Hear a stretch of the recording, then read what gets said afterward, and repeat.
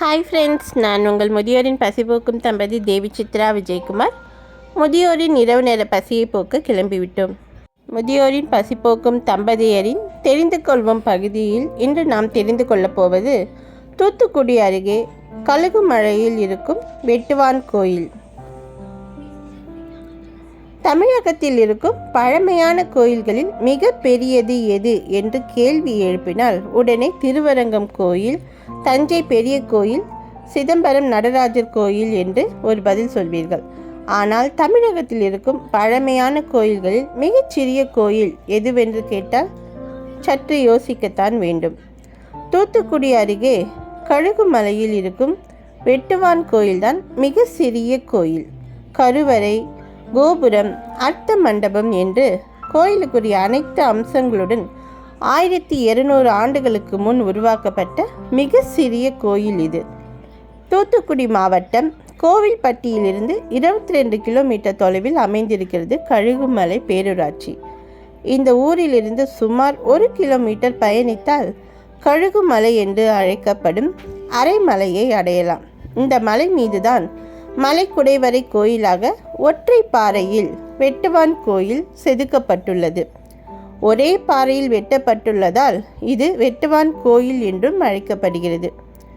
இக்கோயில் கிபி 8ஆம் நூற்றாண்டில் பராந்தக நெடுஞ்சடைய வரகுணன் என்னும் பாண்டிய மன்னன் காலத்தில் திராவிட கட்டுமான கலையமைப்பில் வெட்டப்பட்டது. தமிழகத்தின் எல்லோரா என்று இந்த கோயிலை அழைக்கிறார்கள் ஆராய்ச்சியாளர்கள்.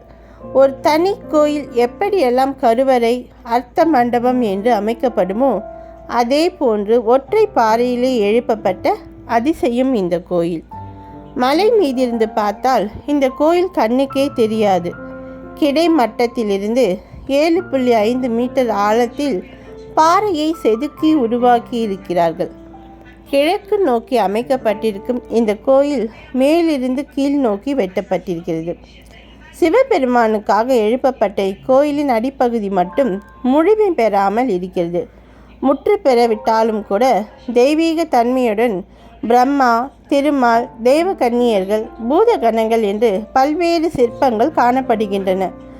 சிம்மங்களின் சிற்பங்கள் அவ்வளவு நேர்த்தியாக செதுக்கப்பட்டிருக்கின்றன. அதிலும் கோயில் முகப்பில் சிவபெருமானும் உமையவளும் அருகருகில் அமர்ந்து பேசிக்கொண்டிருக்கும் சிற்பம் பேரெழில் வாய்ந்தது. நாள் முழுவதும் பார்த்து கொண்டே இருக்கலாம். இப்போது கோயில் கருவறைக்குள் சிவலிங்கத்துக்கு பதில் பிள்ளையார் சிலை வைத்து வணங்குகிறார்கள். திருமலை வீரர், பராந்தக வீரர் எனும் பெயர் பெற்ற பாண்டிய நாட்டு படைகள் இந்த ஊரில் தங்கியிருந்தது பற்றி கல்வெட்டுகளில் குறிப்புகள் காணப்படுகின்றன. வெட்டுவான் கோயில் குறித்தும் இந்த பெயர் வந்ததற்கான காரணம் குறித்தும் சுவாரஸ்யமான கதையொன்று இந்த பகுதி மக்கள் மத்தியில் உலவி வருகிறது. பாண்டிய நாட்டில் புகழ்பெற்ற சிற்பி ஒருவர் வாழ்ந்து வந்தார். கல்லுக்கு உயிர் கொடுக்கும் வித்தை அறிந்த வித்தகர் அவர். அவருக்கு ஒரு மகன் இருந்தான். இருவரும் ஒரு நாள் கோயில் திருவிழாவுக்கு சென்றனர். அப்போது அவரது மகன் கூட்டத்தில் தொலைந்து போய்விட்டான். தனது மகனை பல இடங்களில் தேடியும் சிற்பியால் கண்டுபிடிக்க முடியவில்லை. வருடங்கள் பல உருண்டன. மகனை இழந்த துயரத்தில் அரைமலை என்று அழைக்கப்படும் இந்த கழுகுமலைக்கு வந்த சிற்பி இங்கேயே தங்கிவிட்டார். சமண துறவிகளுக்கு வேண்டிய சிலைகளை செதுக்கி கொடுத்து வந்தார். அப்போது சிற்பியிடம் வந்த மக்கள், இளம் சிற்பி ஒருவன் கற்களை செதுக்கி கொண்டிருக்கிறான், நீ என்ன செதுக்குகிறாய்? அவன் எவ்வளவு நேர்த்தியாக சிலைகளை செய்கிறான் தெரியுமா என்று கூறினர். வருகிறவர் போகிறவர்கள் அனைவரும் அந்த இளஞ்சிற்பியை பற்றி பாராட்டி சொல்லவே அவருக்கு கோபம் தலைக்கேறியது. இளஞ்சிற்பி மீது வெறுப்பும் ஆத்திரமும் அதிகமாகியது. ஒரு நாள் கோபத்துடன் இளஞ்சிற்பியை நோக்கி சென்ற சிற்பி தன் கையில் வைத்திருந்த உளியால் அவரை தலையில் தாக்கினார். உடனே இளஞ்சிற்பி வலி தாங்க முடியாமல் அப்பா என்று அலறியபடி கீழே விழுந்தான். குரல் கேட்டதும் நடுங்கி போன சிற்பி ஓடி சென்று கீழே விழுந்தவனை தாங்கிக் கொண்டார். அப்போதுதான் இளஞ்சிற்பியின் முகத்தை பார்த்தார்.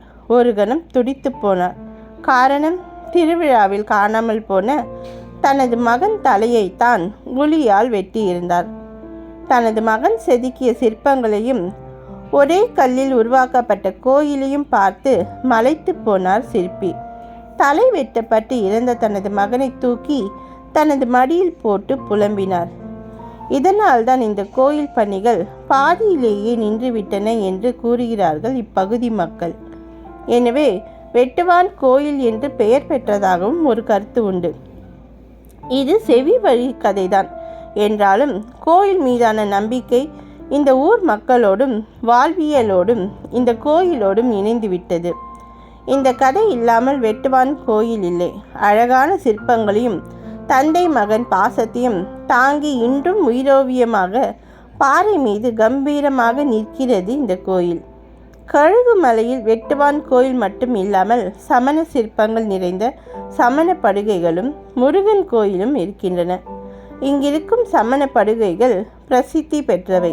இங்கு பல்வேறு சமண சிற்பங்கள் ஆண்டுகள் பல கடந்தாலும் இன்றும் அதே எழிலுடன் காட்சியளிக்கின்றன. மகாவீரர், பாகுபலி, பார்சுவநாதர் போன்ற 150 தீர்த்தங்கரர்களின் சிற்பங்கள் கழுகுமலை முழுவதும் நிறைந்திருக்கின்றன. இங்குள்ள கழுகுமலை முருகன் கோயிலும் ஒரு குடைவரை கோயிலாகும். இந்த தலத்தில் முருகப்பெருமான் போர்க்கோலத்தில் காட்சி தருகிறார். அற்புதங்கள் நிகழ்த்துவதில் நிகரற்றவன் இந்த தலத்தின் கழுகாசல மூர்த்தியான சிவசுப்பிரமணியர். தமிழகத்தில் இருக்கும் 1200 ஆண்டு கால அதிசயம் இந்த வெட்டுவான் கோயில். வாழ்வில் ஒரு முறையாவது சென்று தரிசிக்க வேண்டிய இடம் இது. முதியோரின் பசி போக்கும் எமது இந்த அறப்பணி தொடர்ந்து கொண்டே இருக்கும். நன்றி, வணக்கம்.